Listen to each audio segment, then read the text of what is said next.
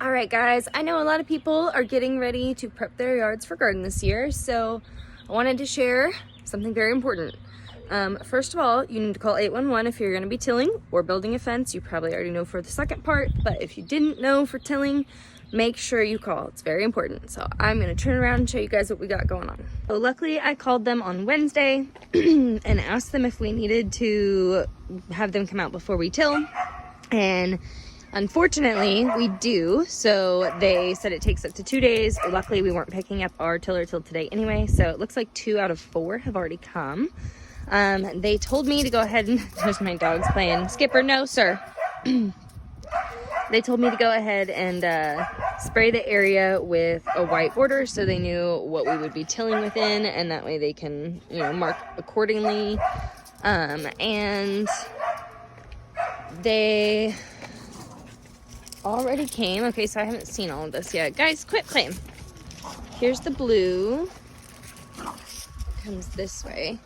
So we can move this back just about a couple inches. This was going to be the outside border of my flowers, so that's fine. I'll just literally boop right here with the whole line, the whole thing.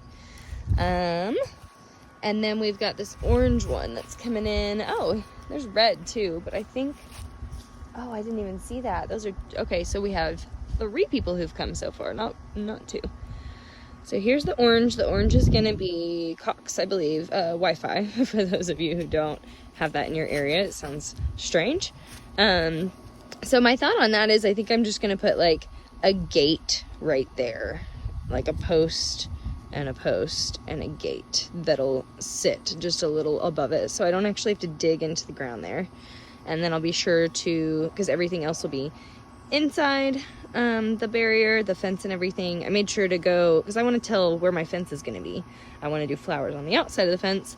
So I can just put the rebar, on either side of these things when I'm planting, and it won't be an issue. So honestly, if I put a gate there, that solves that problem. So not too shabby. And the blue line barely interferes at all. So we just have one more that might come in and, utterly ruin my plans.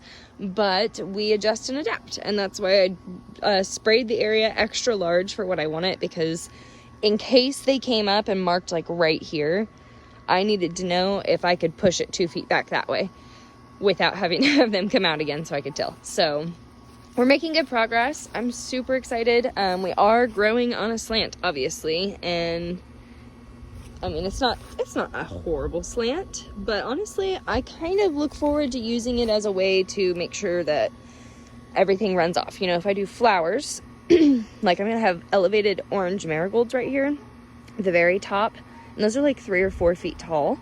And I'm also gonna have like some cosmos and stuff, and then I think I'm gonna do my sunflowers at the bottom with all my arch trellises in between. And I think that'll really help with the water runoff. Everything will kind of collect along the way. The flower roots especially will really help absorb a lot of it before it runs this way.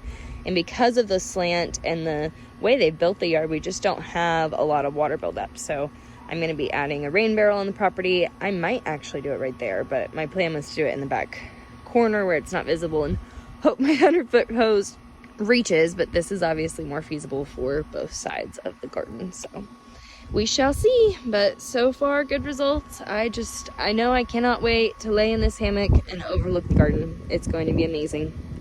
I will share more details on the garden plan with you guys, like what this whole side's going to look like and just what we're going to be planting and all. But don't forget to call 811. Don't forget to spray. They might tell you not to use white, but they did say that we could use like flags or chalk. I used chalk, so unfortunately there's still spray paint in the yard, but tis what it is, and at least we're not gonna break any utility lines. So thanks for tagging along, guys. Sorry for the angles, but you get it. Oh, and these pink stakes, by the way, those are for somebody next to us who bought this lot. They're gonna be building next to us, so if you guys want to get a good view of that before, like, this whole this is the only person next to me right now, and they're in front of me. And their house is like technically on the other road, and then this is all just empty. That's a house way on the other side of the road too. So this is really nice to have, all this peace and space and quiet in nature, and it's sad that it's going to be built on soon. And then actually that side of me is also for sale and will be built on soon as well. And then my only neighbor is way down there at the other side of the road, and we love her. She's awesome. So her and her hubby and their doggies. Come on, Roxy, let's go. Well, guys, thanks for tagging along to Sage and Spice Farms today. Bless you all and have a great day.